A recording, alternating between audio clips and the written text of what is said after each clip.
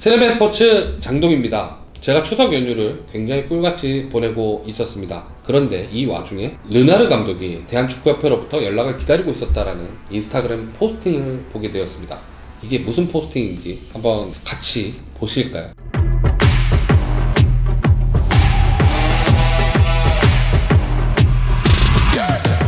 자, 피에트로 전. 이 이야기를 인스타그램에 포스팅한 사람은 한국인이지만 주로 유럽에서 활동하는 축구 에이전트 피에트로 전 씨입니다. 지금 사진에 보이는 이분이고요. 저는 이 이야기가 나오기 전부터 한국인이지만 유럽을 주 무대로 활동하는 에이전트라는 부분에서 흥미가 생겨서 먼저 인스타그램 팔로우를 하고 지켜보고 있었는데요. 연휴 기간 9월 14일 정도에 자신의 성명으로 갑자기 대한민국 축구 대표팀 감독 선임 과정에 대한 이야기를 장문에 걸쳐서 여러 차례 업로드했습니다. 문법의 어색함은 있었지만 이건 전 에이전트가 어린 시절 해외로 이민 생활을 해왔고 애초에 활동 무대가 유럽에 가까운 사람이기 때문에 생기는 부분이고요. 어찌됐건 전 에이전트는 대한축구협회로부터 외국인 감독 리스트를 수집하고 추천하여 면접을 주선하는 역할을 하면서 감독 리스트를 만든 사람으로 보입니다. 자, 르나르는 기다렸다. 피에트로 전 에이전트가 가장 강조한 부분은 에르베 르나르 감독이 기다렸다라는 부분입니다. 하지만 핵심은 단순 르나르 감독이 기다렸다는 것이 아니라 기다리고 있음에도 회신하지 않았다는 부분인데요.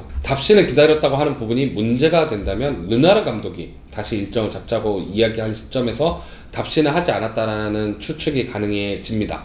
혹은 그 이전에 처음 만나기로 한 일정이 빗나간 시점에서 다시 일정을 잡지 않았던가 하는 거죠. 이에 따른 대한축구협회 사과가 따로 있던 것은 아니고 대리인을 맡았던 전 에이전트가 르나르 감독에게 사과를 했던 것으로 보입니다. 뿐만 아니라 전 에이전트는 데라푸엔테 감독까지 만남을 주선한 상황이었지만 이임생 기술이사가 답신을 하지 않아 무산이 되었다라고 이야기를 했습니다. 다만 이번 발언으로 맞추어 보건대 대한축구협회가 외국인 후보들과 대화를 하는 과정에서 적극적이지 않았다는 것은 어느 정도 확실하게 맞춰지는 것 같습니다. 그러면 이 사람이 제안한 감독들은 누가 있을까요? 피에트로 전 에이전트는 꽤 많은 외국인 감독들을 제안했습니다.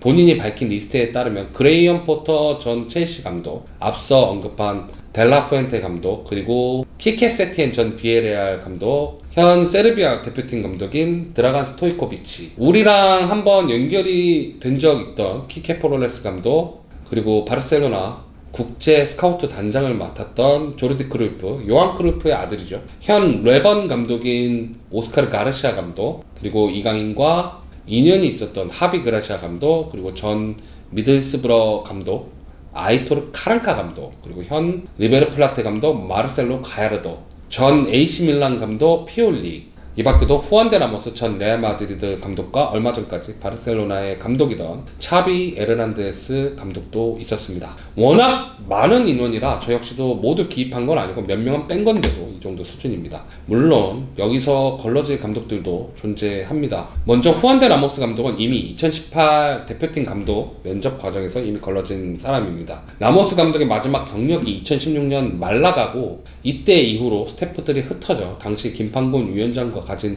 면접 자리에서는 급조한 스태프와 철학 없는 비전으로 이미 한번 걸러진 사람입니다. 그리고 키케 플로레스 감독도 걸러진 사람입니다. 당시 가족과 지내야 한다는 이유로 거절했지만 대표팀 감독직을 거절한 지 얼마 안 돼서 중국 슈퍼리그 상하이 선화 감독을 수락한 것을 봤을 때 다른 이유보다 아시아에 갈 만한 리스크를 납득할 수 있는 연봉이 필요했던 사람입니다. 물론 현재 홍명보 감독이 수령하고 있는 연봉이 예상치가 20억 원을 넘는다고 한다면 리스트업 되었던 감독들의 대부분을 선임할 수 있는 여지가 있습니다.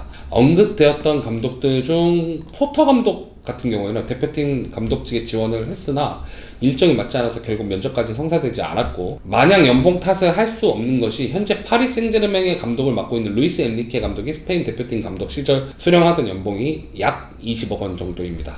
몇몇 경력상 미달인 감독을 제쳐두고라도 아시아를 경험한 스토이치코프 감독이나 하비 그라시아 감독 같은 경우에는 맞춰볼 여지가 있었던 것으로 봐서는 전체적인 명단의 의미가 절반 정도의 성사 가능성을 두고 리스트업된 감독들이라고 볼 수 있습니다. 다만 여기서 전 에이전트의 증언이 현재 비판받고 있는 대한축구협회 행보와 맞춰지는 부분들이 있습니다.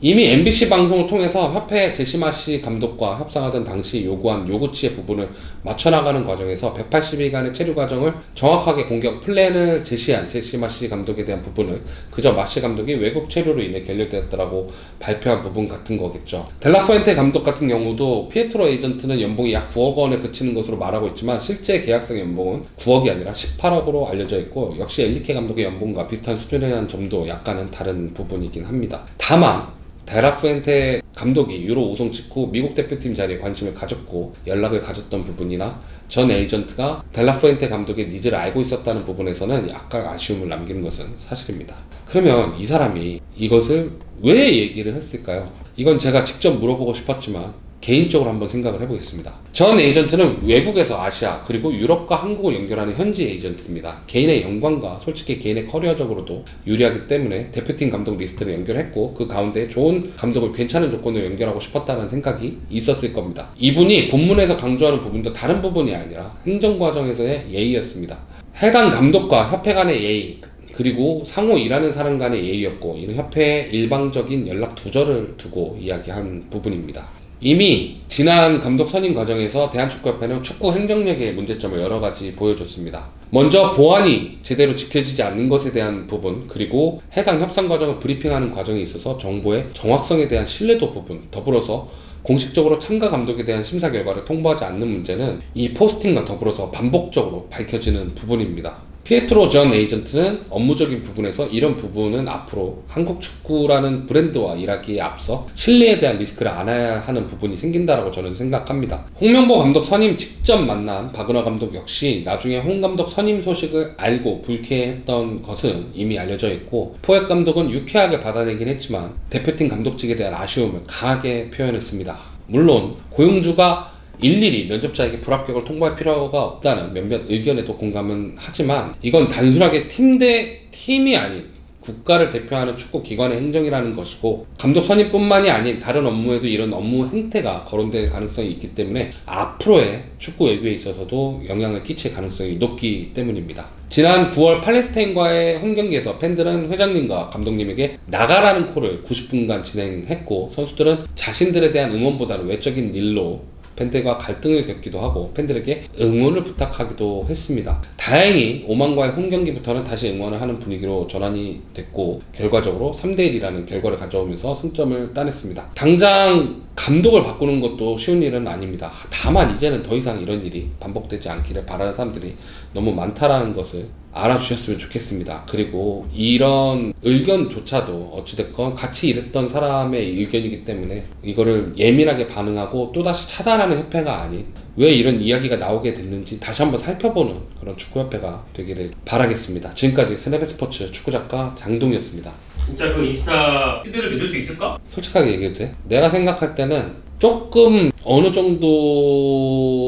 정도는 좀 자기를 위한 글일까? 근데 이 사람도 그 본문에 인정을 해. 그거는 있는 것 같아. 그러니까 이 사람도 중점적으로 얘기할 때는 어떤 부분을 얘기하냐면 유럽에서 일하는 파트너들에게 대한축구협회가 회신하지 않았다. 간단한 얘기잖아. 만약에 내가 형 갑자기 글을 못 쓰는 상황이 됐어. 내가 대본을 못 만들고 축구 컨텐츠를 못 만드는 상황이 됐어. 근데 형이 생각하기에 야, 안 되겠다. 일단은 여기까지만 하자 라고 얘기할 수 있는 거잖아. 그치? 근데 대한축구협회는 애초에 지금 이 사람이 얘기하는 건 르나르 감독한테 가타부타 이렇게 하겠다 저렇게 하겠다라고 얘기를 안 했다라는 거지. 당신이랑 또 한 번 만나겠다 혹은 안 만나겠다. 당신이랑은 이런 일정이 안 맞아서 못하겠다라고 얘기를 했었어야 된다라는 거지.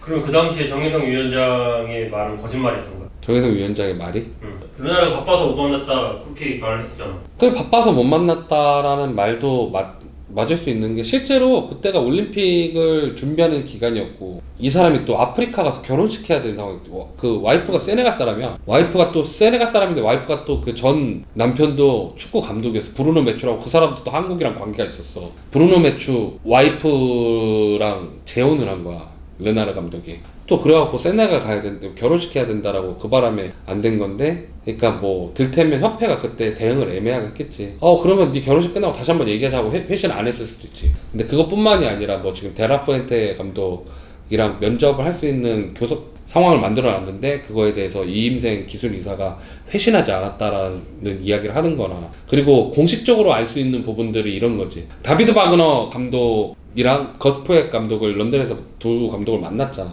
그리고 바그너 감독이 불합격이다, 합격이다 이거를 통보받지 못하고 홍명보 감독 내정 기사를 나중에 듣고 굉장히 불쾌했다라고 그러잖아. 그러니까 이 부분이 앞으로의 축구 행정에 있어서 굉장히 불리한 부분이 될 거다라고 생각한다면은 그 부분에 대해서 에이전트라는 직업을 가진 사람들은 굉장히 불리하게 일을 해야 되는 상황에 놓여지는 건 사실이니까. 그러니까 어떻게 보면 이런 글을 올린 게 자기를 위해서라고 얘기하기도 했어. 근데 단순하게 나는 이 부분의 포인트를 어디를 잡았냐면, 왜 협회는 자꾸 일을 시켜놓고 그것에 대답하지 않는가.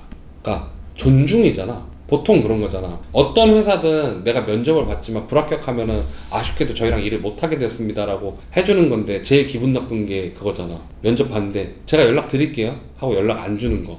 차라리 안 됐어요 라고 얘기하는 거면, 아 내가 안 됐구나 그러면 뭐 욕을 하고 내가 그냥 털어버리든지, 아니면 내가 뭔가를 더 보완해서 다시 한번 해보겠다든지 이게 되는데, 아 생각해보고 연락 드릴게요는 이게 사람 피말리는 거야. 언제든 갈아 낄 수 있는 준비라는 거죠.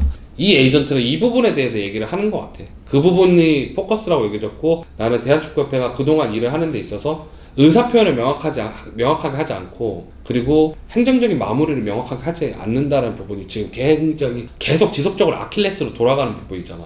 그러니까 이 부분에 대한 해결을 해야 된다, 협회가. 이 에이전트가 얘기하고자 했던 부분도 그 부분이었을 거야. 그래서 협회는 앞으로의 작업에 있어서 무언가를 얘기할 때, 그렇잖아. 한국 축구라는 브랜드를 달고서 일을 하는 사람들이 이 사람들만 있는 게 아니야. 한국 축구는 대한축구협회 거가 아니라 한국에서 축구를, 대한민국에서 축구를 어찌됐건 직감적적으로 모든 것을 하는 사람들의 것이잖아. 그럼 우리도 지금 한국 축구를 갖고 일을 하고 있는 사람들이잖아. 근데 자꾸 이런 식으로 한국 축구의 브랜드가 훼손되면, 이 한국 축구란 브랜드로 일을 해야 되는 사람들 입장에서는 이 브랜드를, 좋은 브랜드를 어디 가서 이렇게 보여주면서 이 브랜드가 굉장히 좋은 거예요. 재밌는 거고, 이 브랜드는 갖고 있으면 가치가 있어요 라고 보여줘야 되는데, 자꾸 브랜드의 가치가 하락하게 되면 이 사람들이 나가서 일하기가 힘들어지는 거지.